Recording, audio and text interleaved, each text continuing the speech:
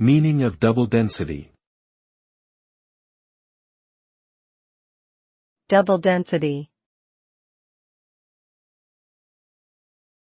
Double density. Double density. Double density.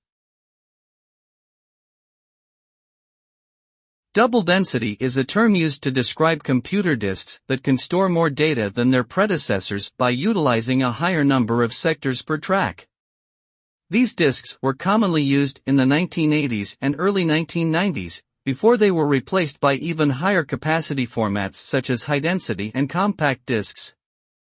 The increased storage capacity of double-density disks allowed users to store more files and programs on each disk, saving valuable storage space and reducing the need for frequent disk swapping during computer use.